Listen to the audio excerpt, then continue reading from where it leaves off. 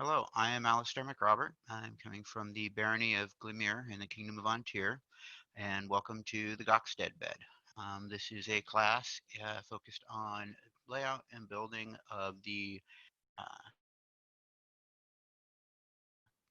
900s burial in Gokstad, hence the name of it.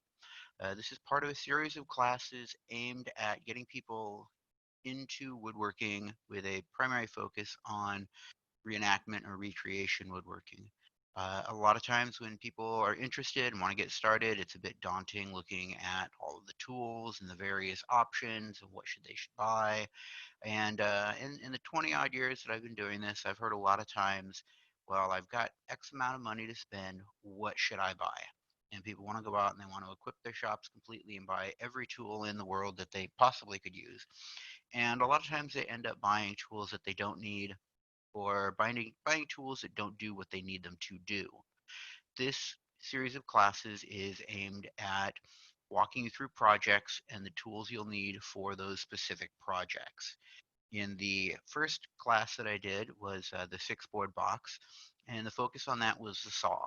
We discussed a number of hand saws, we discussed a number of different power tool options, all kinds of different things that you can use to either you're looking for on hand. The second class that we did was a 15th century breakdown bench, and the primary tool focus on that class was the chisel. And we discussed how to do mortise and tenon joints with the chisel and different types of chisels. This class is the third, and it will not be focusing on a new tool specifically, though we'll introduce a couple. This can be done with a chisel, a mallet, and a saw. Of course, various files, sanding, things like that will make for a prettier finished. In this particular case, we're making a Gokstad bed that I have changed the dimensions a bit from the original. It is actually dimensioned to fit a camp pad that I purchased from Costco. The final dimensions of that camp pad is a 3-inch thick by 35-inch wide by 70-inch long pad. So all of these dimensions have been changed to fit that pad inside the frame with a little bit of room for bedding and things like that. This will be a slat bed construction. It is not a rope bed. So it should be a good sturdy, and this is about nicely sized for people for a single use bed. Um, Again, we're looking at a chisel, a saw. We're looking at a couple of different new tools here, one of which is a bevel gauge. Now this is a bevel gauge. It is really nothing spectacular or fancy. It is a flat reference piece and it is an adjustable arm on there. And what that's really useful for is if you need to lay out angles. This is a shop built one. You can buy all kinds of different ones, fancy ones with digital readouts to tell you exactly what the angle is. There's also really cheap plastic versions that look a lot like this in the store you can get.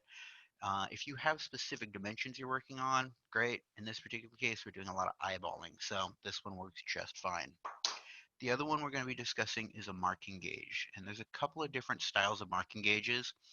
This one here is fairly standard. It is a bar, and it's got a slide on it and a stop, and this is here, it's a little hard to see, but there is a little blade sticking out of the bottom. And what that does is once you set it, marks it, you use it and you run it parallel to a flat edge on your board, and that scores a line where your mark is. It does a couple of nice things for you. One is it's really easy to see. It's locked in there, so I can scribe multiple different spots, pieces of lumber, getting the exact same dimension without having to mark and measure every single time. But it also, since this is a cutting blade, it actually separates the fibers a little bit. This is a good thing and a bad thing. It separates the fibers, so it gives you a cleaner cut. You're not as likely to tear out the wood as you're cutting it. The downside is you need to make sure you keep a decent amount of pressure so that it rides along the board as you're going, because it can hit a section of the lumber where the grain starts to veer out and it can actually push it away from the board. So multiple light passes kept right up against that fence is the key to using a marking gauge. This is one style of marking gauge. There's another style as well that instead of that flat blade like that, it actually has a circular cutter on the end. Personally, I find either of them to be just as is nice to use. They provide good results. I like this style a little bit better because I can sharpen this blade a little easier than I can bevel on. That being said, let's go ahead and jump right into it. The plans for this particular project, as well as all of the videos previously in this series, can be found at the linked from the Early Sweden blog, as well as the Early Sweden YouTube channel, and you can find links to those on the Early Sweden Facebook page. So it's pretty easy to find. This particular project, I'm using two different kinds of wood. A 1x6 pine board, again from Home Depot. They're relatively inexpensive since this bed is intended as both a class and for ultimate use by a petite individual. I'm not particularly worried about the strength for it. For the legs, I'm actually using oak. And the reason I'm using it is because I already have it on hand. I was gifted a number of these about a year or so back, and they are actually table legs. They came out of a school that was replacing a lot of their furniture, and these legs were all oak, and they were in good condition. So a friend of mine couldn't bear to throw them out, kept them for a while, and then gave them to me. It's nice. They're good and solid. They are a laminate construction, though. It's a or actually a four-piece leg. It's one piece that goes all the way across on the top, one on the bottom, and then if you look really closely, you'll see there's two pieces in the middle. It makes it a little tricky to use, as is the holes for the hardware. However, if I cut them down to the size that I need for this bed, which is only about that tall, that hole is gone. I don't have to worry about it. So, starting out with my lumber, I'm going to start out with the square. And I've got my plans. Again, those will be available online. You'll get those. And I'm going to go through, and I have a couple of different options for this one. First off, I can go through and I can mark every single board and mark all my lines on it as I go. And perfectly fine. It is repetitious, and every time you do it, it has both the greater chance for making a mistake, but also a greater chance for correcting a mistake if you've made one. The other option is you can make a template. And in this case, I did make templates. I made two of them. Both of these are made out of LDF. It's called low density fiberboard. You can find it in just about any big box. It is nice, effectively glue and sawdust. It is flattened, it is compressed, it is a fairly stable size. It doesn't change dimension a whole lot on you. It is not very sturdy. I would never use this for any kind of construction. You can see that flexes a lot. There is no strength here. But for a template or patterning, this, or you can use hardy board or um, MDF, which is a darker, a little heavier version of this. I just happen to have this left over from templating another particular project. So one of my templates, as you can see, is actually cut. This is my leg. This look identical. This particular one, I didn't worry about it. I cut it to the correct length, and I used it just to mark my other mortise holes. What we're going to end up with when we're done with this particular project is we are going to end up with four legs that look just like this. This is not 100% done, but it is roughed out enough to be usable. What's left to be done on this particular leg is just the finish work.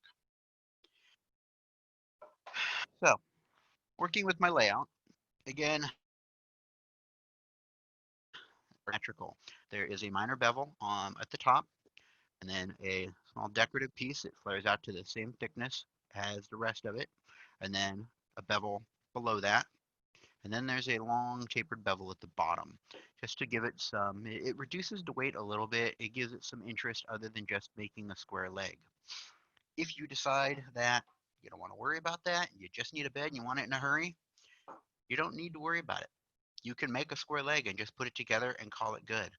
Or if you're in a hurry and you have an event coming up, there's nothing wrong with making the leg here, being done, calling it good, and then after the event, put the rest of the decorative bits on. Right now, we're right in the middle of the everything being locked down, so plenty of time to get the project done. for my layout, I have all of my numbers here right in front of me. This will be posted for it as well. My first measurement on here is to make sure I have the total length.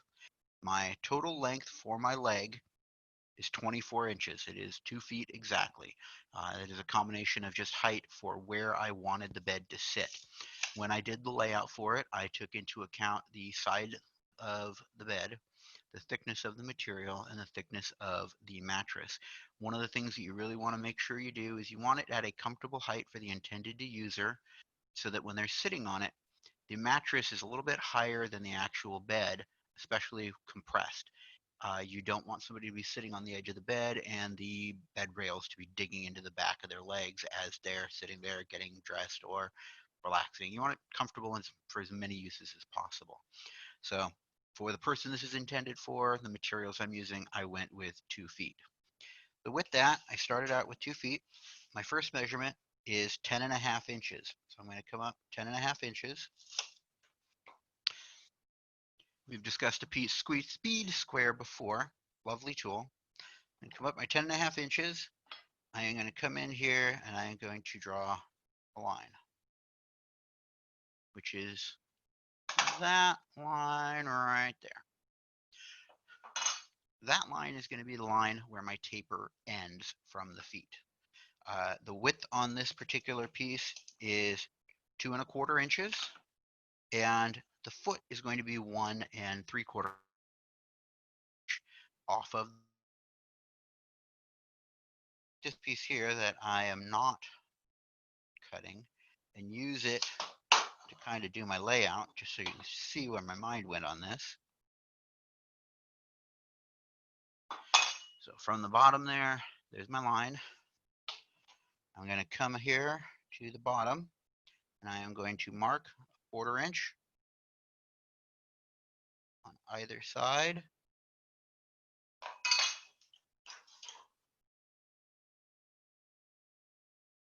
Then I am going to get as close to the edge as I can.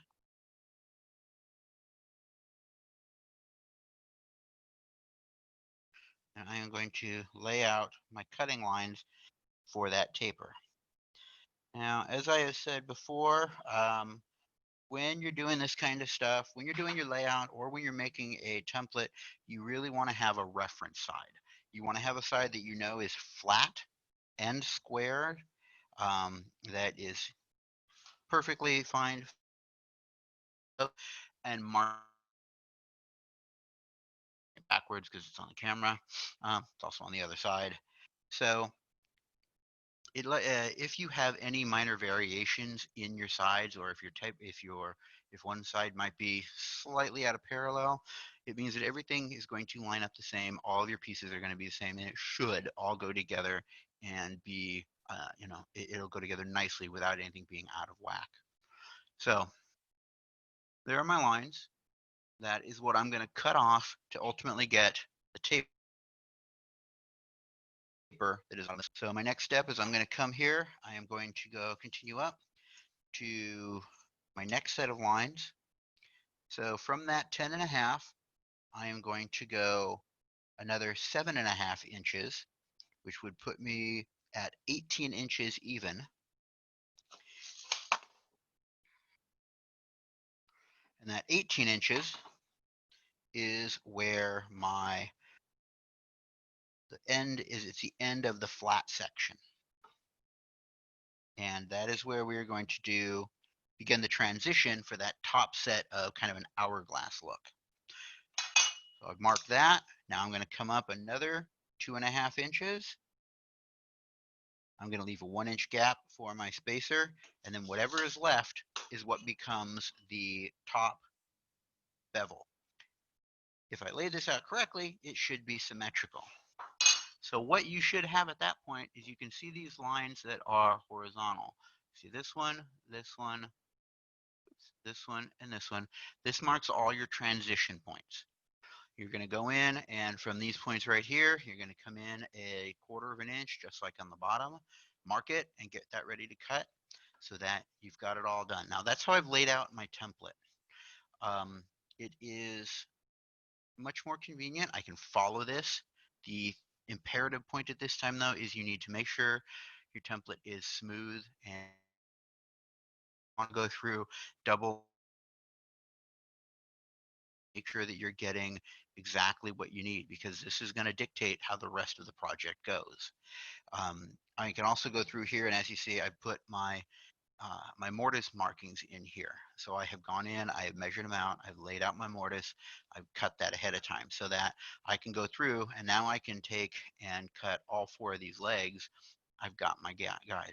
For one bed, you can probably get away without worrying about it. You can do the layout, you can do all the marking. However, anytime you lay this out on one side, you're cutting it off of the others.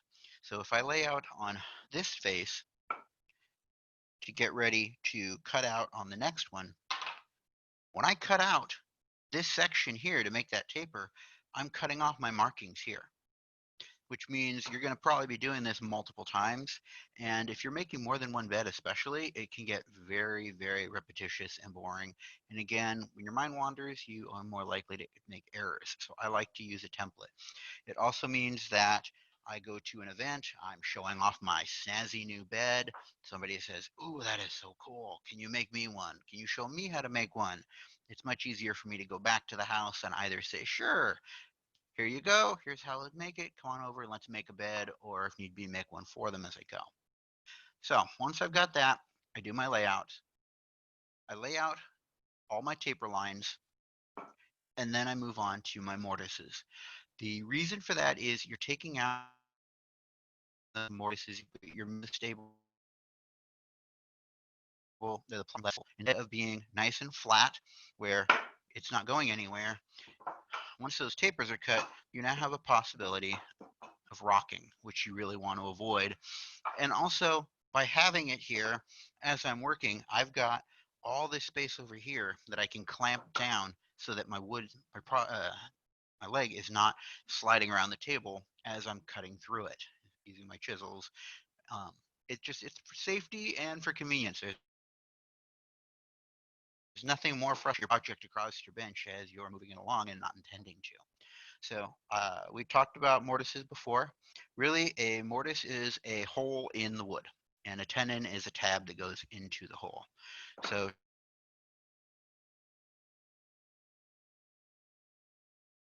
I'm going to, again, I've already laid my lines out here. So I can just copy those directly over with a sharp pencil. Just come in there and chase it out. There's a couple of different ways to take the material out of there. Some people go pure chisel. You go in there and you're going to use a chisel, and as you go, you move it little bit, little bit, little bit, incrementally back and forth. You don't start on your line. You might want to cut out, but you're just taking a tiny little bit out for each time you go through. There are tons of different videos out there, and we've discussed them in a previous class onto how to do that. So I'd say if you're looking for more information on a process for that, go back to the video that we did on making the 15th century breakdown bench, and that covers it pretty much in depth. But as a quick recap, score the line.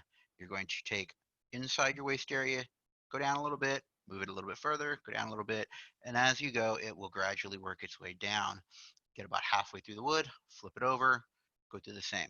That is where a marking gauge is perfect. In this particular case, I am going to measure my leg, which we know was 2¼ inches. I'm going to measure my board, which comes out at 3/4 inches. So I am going to subtract the 2¼ from 3/4, which gives me 1½, which means I need this marking gauge set at 3/4 of an inch to mark where I am taking my where I'm going to be putting my mortises. So if I've done it right, when I go in here, it should fit right in there and fall evenly. Now, I said use one side as a baseline. That works pretty well, except when you get something like this, you have to mark both sides. So you can't really do that so much. As much as I can, though, I tend to take all my measurements off of one side. I will go in,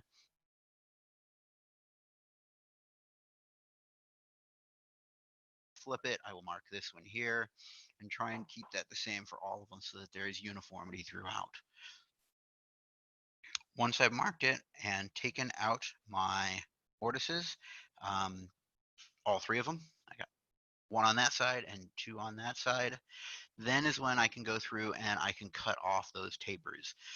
Normally when something like this, my preferred method of doing it for this style is, since I've got this little piece here, I want to, actually if I'm using a bandsaw, which I tend to like for this process, I'm going to cut down this section, the shortest piece of the bandsaw blade off of the track. But again, we've talked about that in a previous class as well. Moving Could these you off. repeat that part really quickly? That broke up pretty bad. Which part? The part about how you cut the top. Okay. Apparently we had some internet problems here. So I cut mine with a bandsaw. And anytime I've used a bandsaw, which I've discussed in previous classes, if I have to back out of the cut, I want to make the shortest cut possible so it has less chance. So in this case, I'm going to cut in on these sections first. I'm going to go down that depth, that 1/4 of an inch, all the way around as my first cut. Then I'm going to go in and I am going to take off my angles. Coming in on the side, coming in on that side, flip it, come in on these 4 here. So I'll cut those 4 pieces off. The downside to that is I've also now cut off all of my references for where to make my next cuts. So I then have to go back, remark it, which is where the template really comes in handy, to take off the rest of the material. It's a little bit time consuming. You do need to be kind of careful. I prefer to come in from the bottom and run out the side, just because I have a bit of a bad habit. I don't know if you can see that really well, but where that little bit tuft is right here, my angle was off just a little bit when I was coming out, so it's not as smooth of a transition as I would want. That is something I will, however, fix by running this through with a hand plane. I will smooth it out. It will give me a nicer surface to work with, and it will taper that down a little bit more. So, I mean, it's hard to see with the video here. I don't think I can manage it pretty well. This one I've hand planed it. I do prefer a hand plane for this kind of operation. You can adjust it a lot more by particular fan of them, possibly because I've never cared for it, so I've never developed the skills to use it. The top part is going to be a little more tricky. Here is where you're going to want to clamp that down, and you got a couple of choices. You can take your bench chisel and you can come in here and you can very carefully pare it down so it's smooth and flat and get rid of all those tool marks. Barring that, if that's more work than you want to do or you're not confident in your chiseling skills, you can use a mechanical, a block of wood with a piece of sandpaper attached to it, so you keep it nice and flat. Here are the things you want to be careful of to make sure that you keep that sanding surface flat on the wood so you don't round over the edges too much. Ultimately, you'll want to round all your edges just a little bit. It helps to prevent tear out and splitting as time goes by. But it's really, you don't want to completely round the whole thing, otherwise you end up with a domed look on them and it just kind of throws the aesthetic off. So that's in a nutshell, that's the legs. Hopefully that gives you everything you need from there. If at any of these classes, if you ever should find yourself in a position where you're just not quite sure or something didn't make a whole lot of sense, you can easily find me online in a number of forums. If you can't, you can get a hold of me through Early Sweden. You can find me at sawdustandShavings.home.blog, or on Facebook under AMR Woodcraft, and I'm always happy to discuss any of the plans or just chat in general about woodworking. But now that I've advertised enough, we'll move on. So my mortises are cut to accept the tenons on the boards for the feet and for the side rails and the end rails. That is where the vast bulk of this is going to come in. Just to give you an idea, if you're not sure what the finished project, I probably should have shown this before. This is, let's see, this is kind of an overview of the layout of what this is going to look like. Um, Somewhere we have some pictures. I don't know if you can pull up the pictures of the what the actual Gokstad bed should look like. I got a little ahead of myself. I probably should have shown that before. But the Gokstad bed is a pretty simple slat bed. Um, I don't know, can you find that? Give me just 1 minute to look for it. I'll let you know when I find it. No problem. So we'll continue while we're waiting for that. Again, I got ahead of myself. So we're using 1x6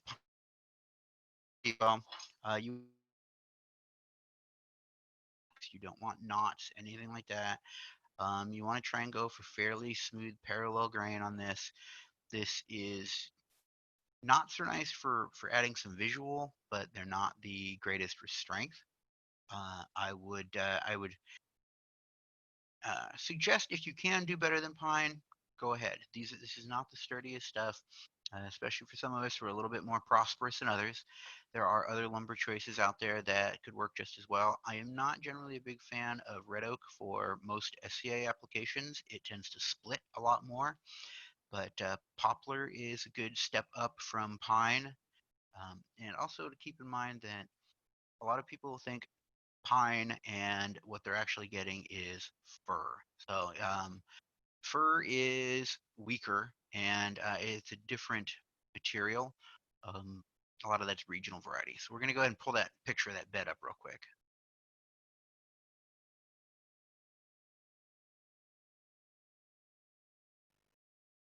Maybe. There we go.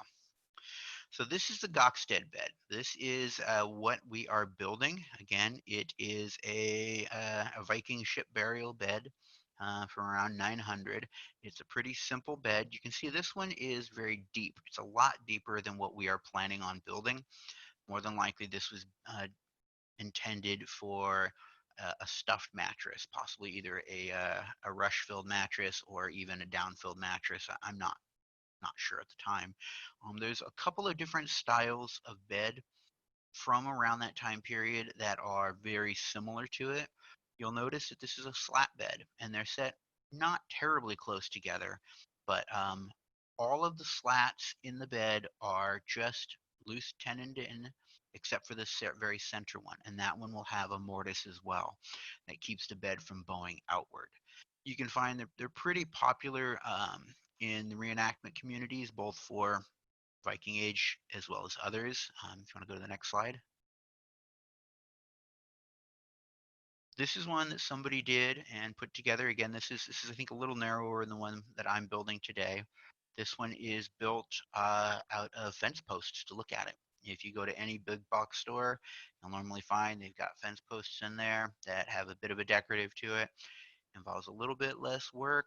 It might actually be a 2x that they have put in there for the frame all of it around, and then some 1x boards for the slats.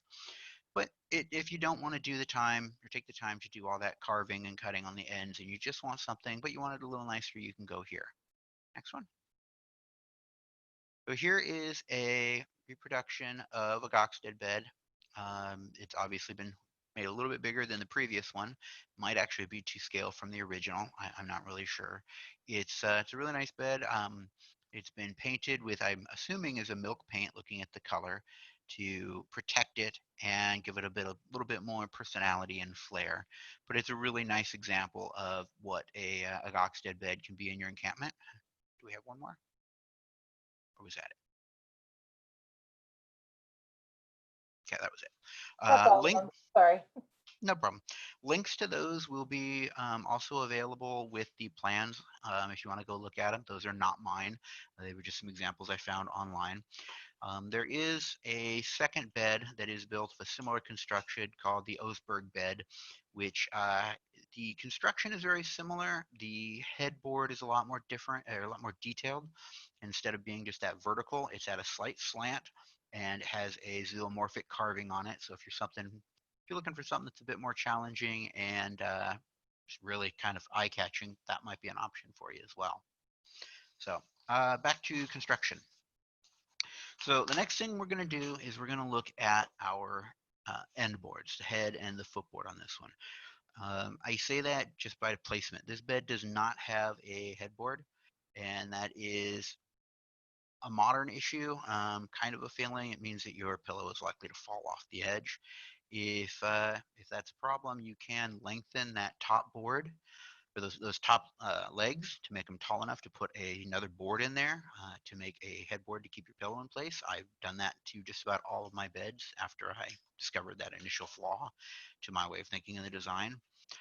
Just because I get tired of my pillow shooting off the bed in the middle of the night. So these are the end boards. Again, it is a 1x6 pine board, which means that that is its nominal dimensions. In this particular case, it comes out to be 3/4 of an inch by 5.5 inches. And it's not, again, this one has a bit of a knot hole in it. Normally, I would not use this for anyone other than a very petite individual. I tend to over-engineer everything I do. So I like to make sure that, yes, you're building this for your 80-pound 14-year-old, and you're expecting it to last them for a few years. Well, then the 240-pound fighter with another 50 pounds of armor comes in hot and sweaty and needs a drink and collapses on the bed and just shatters through it. I really prefer to avoid doing that. Um, so as you can see, this is a board. It's just a rectangular board. We're not doing anything super special to the thickness. I'm cutting it to length, and then I am cutting some tenons in it. The tenons are cut so that they will fit into the leg. When I'm figuring out my layout here, my tenons are cut actually so that when I put this in, there is enough room for the top and the bottom. And if you'll notice, the top of this board is just about even with the top of that mortise. And I've also got a mortise cut into this tenon. Here's where that angle gauge came in, bevel gauge. This bed goes together with pegs. It goes together with slightly slanted pegs to keep all of the tension in there, which is again something we discussed in the bench making video. So in this case, here's what I'm using for my pegs. They're not anything really spectacular. They are just a really simple, there's a minor angle in there. So when I am doing this, that angle is important for keeping your bed together and for keeping your pegs from just sliding all the way through or falling out. So I am looking at that angle and I'm going to figure it out with my mortise gauge. So when I've done that, I have now set it. If you'll look, you'll see that there is a bit of a difference here. This is not a really major angle. It's just a slight one. Where that comes in is when I am cutting my mortises to go through my tenon, I'm going to place it through and I'm going to mark it. Once I've made that line, I want to come back a little bit. I'm going to come back between 1/8 and 1/4 of an inch into the actual wood where the end of this tenon will actually be inside.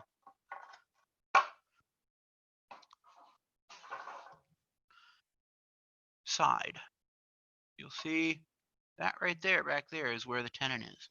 Now the reason for that, I probably overcut this one, is I'm going to put this bevel on the front so that when I put my peg through here, it comes in here. This back edge is parallel to the leg. So it puts even pressure on that leg all the way down.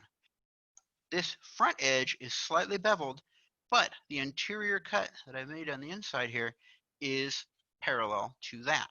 So as I put it in there, it locks it in there. It is even pressure on all of the points. If I just did a straight line on my mortise going in, then there's really not as much potential for putting that pressure on there. As the peg wears out a little bit, it now gets loose. So instead of making a nice tight joint, you've now got this loose and you're rocking and wobbling around. Here, I've still got a good bit of room that it will pull that tenon further in. as it goes to keep it tight. So as it wears and tear occurs, I can move it forward. I can also make new pegs, of course, but how often do you realize that until after you're at the site? So we're building in a little bit of sustainability for the future. The reason that this piece here is set back the way it is wood moves. Over time, over different climates, if you're traveling from a really dry climate to a really damp climate, your wood can expand and swell, vice versa. If you're in a damp climate and you go somewhere dry, it can shrink down, which then has the potential for leaving you so that your hole is actually sticking out the edge of that hole farther into the wood, which means that, again, even though you pegged it in there as tight as you can, you still have room for wobble. So fairly simple part. I'm going to come in here. I am going to take the width of my board. The board is 5.5 inches wide. So I need to make 3 tenons. I need to have the tenon for the head and foot board in the center, but I also need to have room to get my side rails on as well. And the side rails are actually going to be split as a fork, like that. So, as you might have noticed as we've been going along, when you put it together,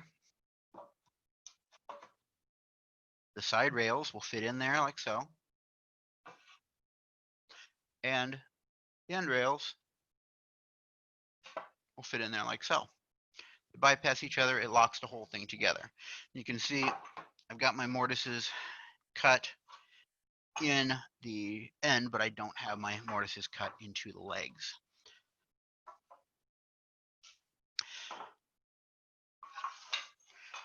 At this point, most of what's left is going to be repetitious.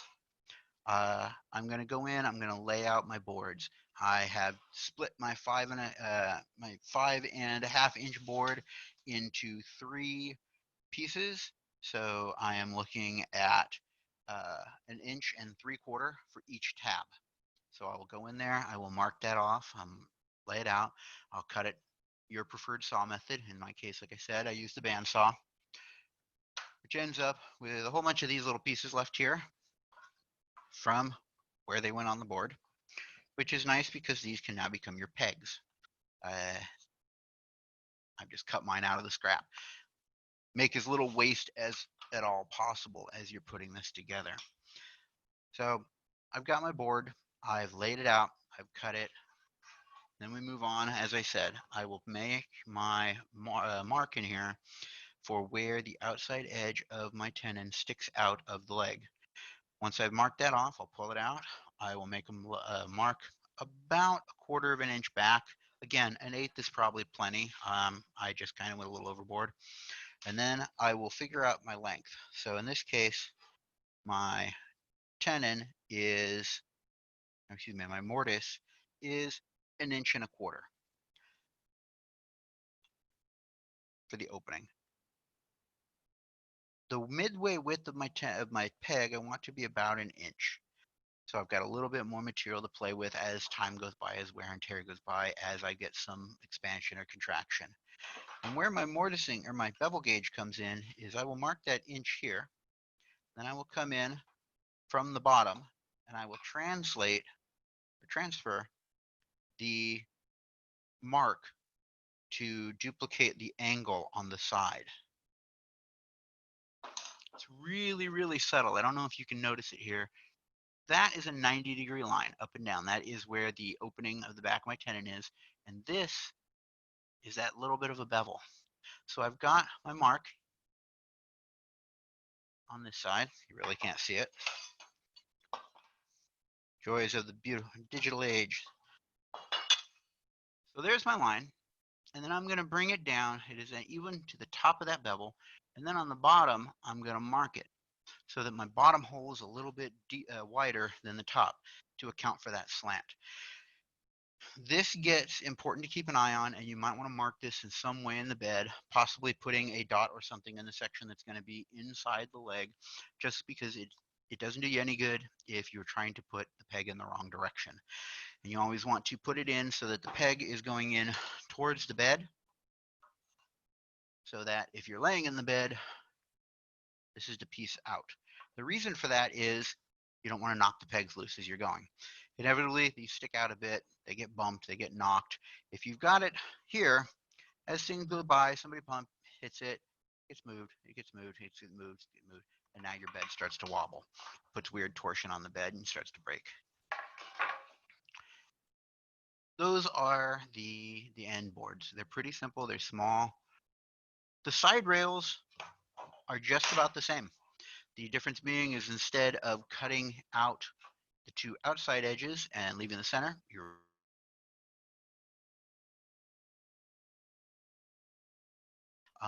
which side you're cutting out, what's your waist side.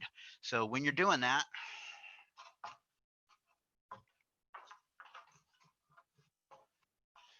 oops,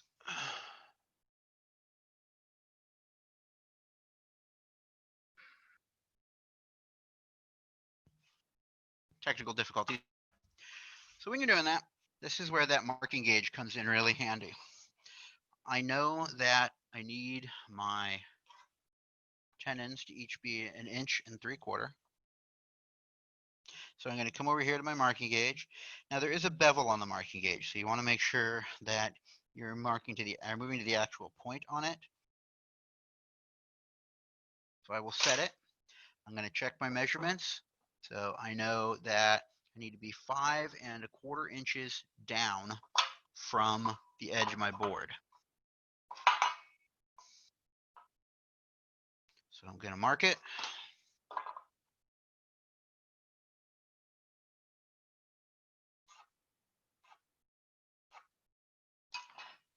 So you see, I've now got that line marked.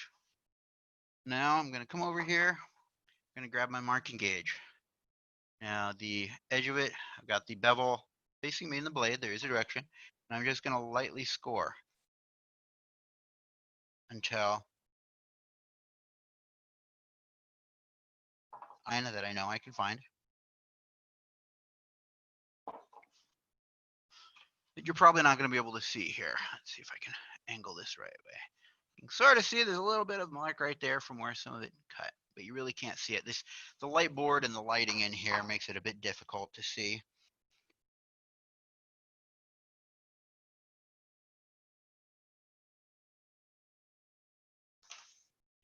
Might be a little easier to see.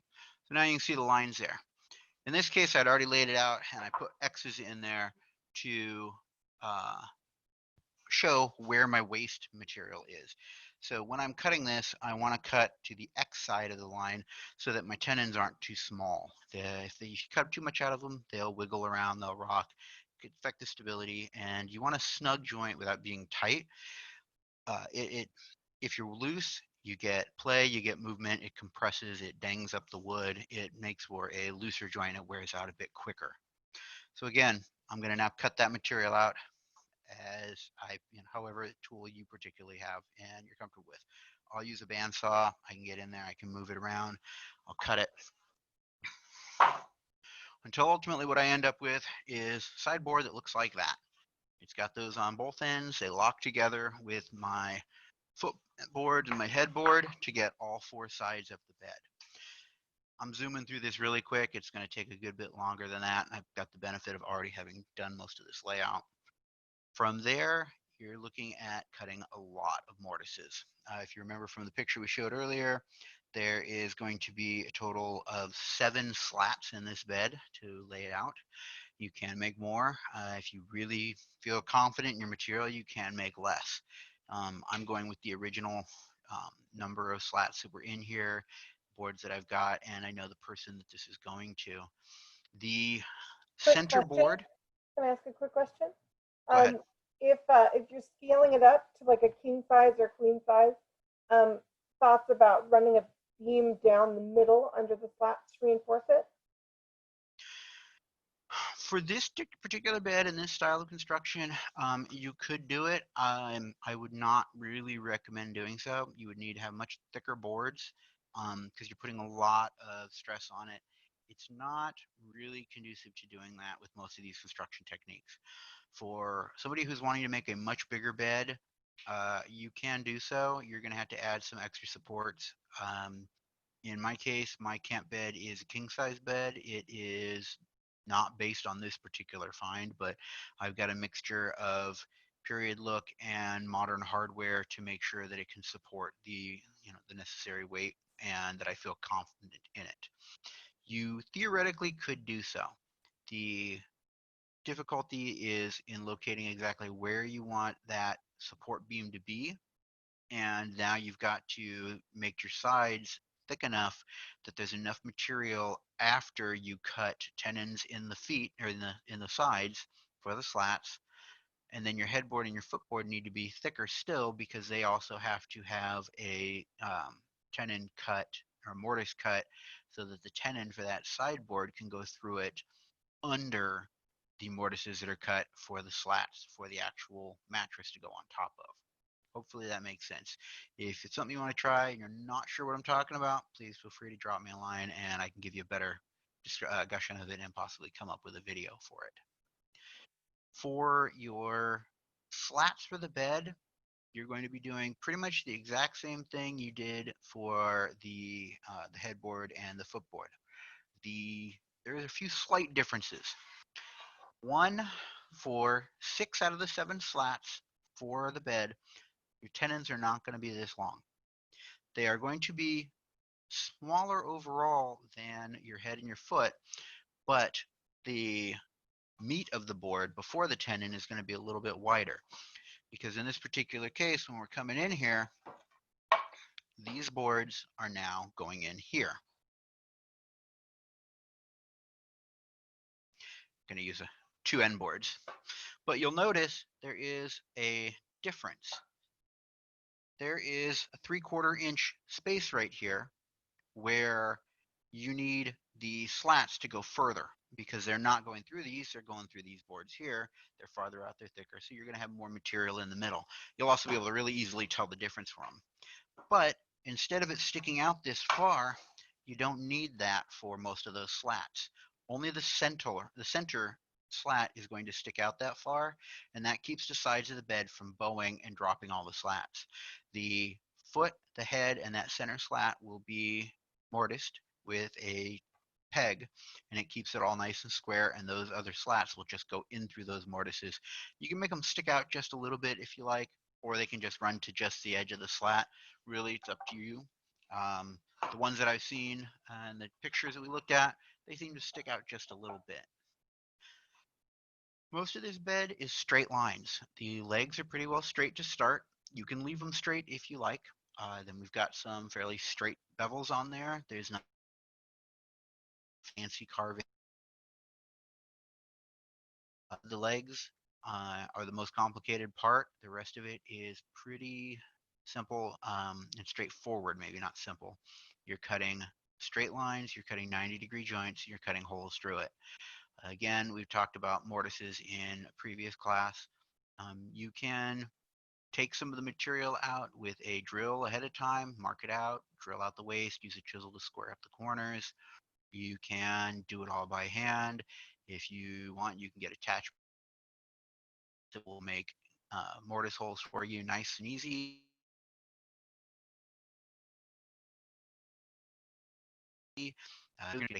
Machine that just cuts square holes and that's all it does. But for most people, you're going to make not really trying to make a living at it, and a lot of people aren't looking to invest that much money and that much space into having these tools. So I am trying to kind of give you options and things you can look at and ways to do it without breaking the bank, but still get a nice finished product. Um, I think I've covered just about everything for how the bed goes together. We kind of zipped through it a little bit quickly. Um, did we have any questions that needed to be answered still? Yeah, there was one question. With the 2 tenon ends, would it be good to do dowel reinforcing inside of the tenons to reduce the chance of splitting there too? Or is that over engineering?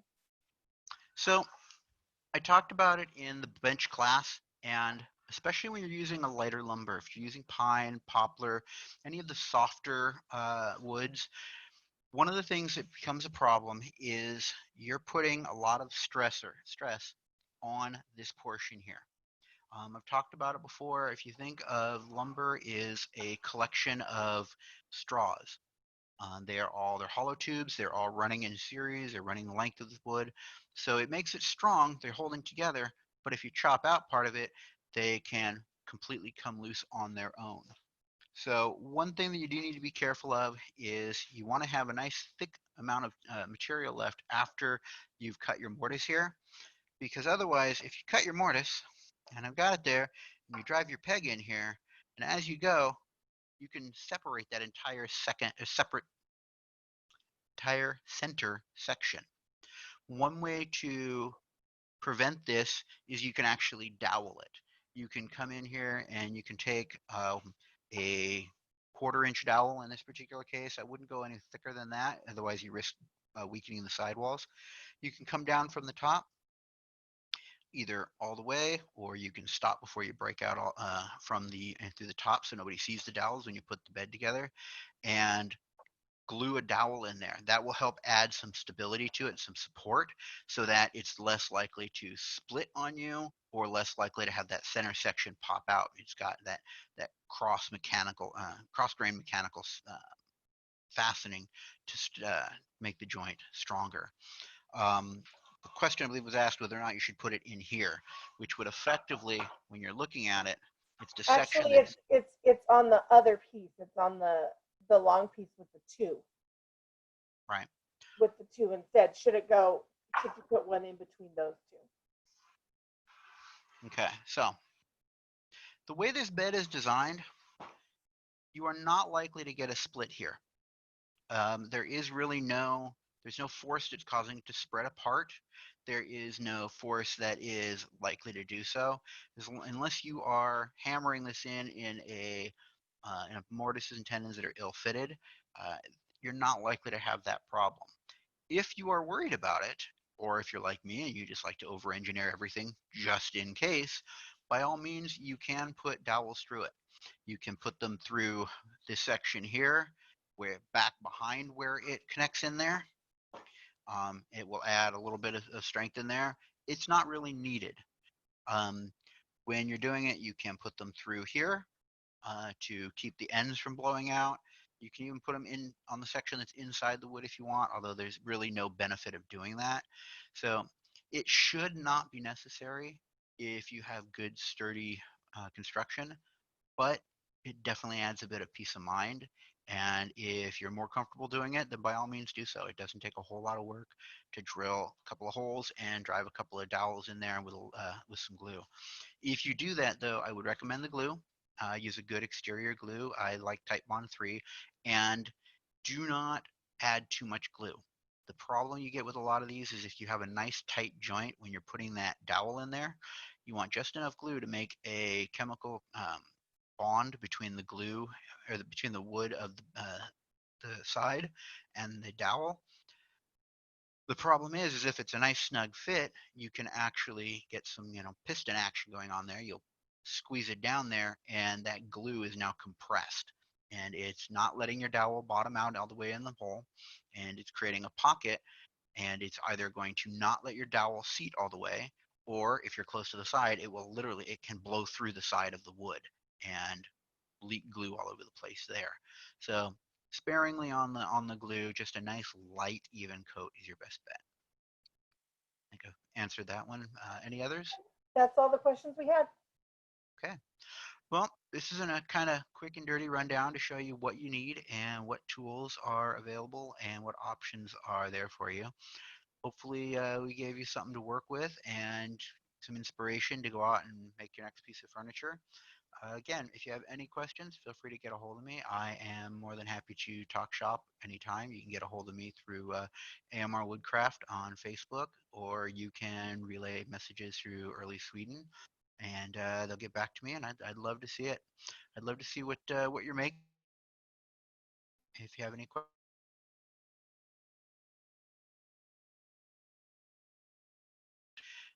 we've got a class on finishes and hinges and hardware that should be posted soon. And after that, I believe we are going to be looking at our next construction project, which will be building a trestle table. So thanks for your time, and have fun.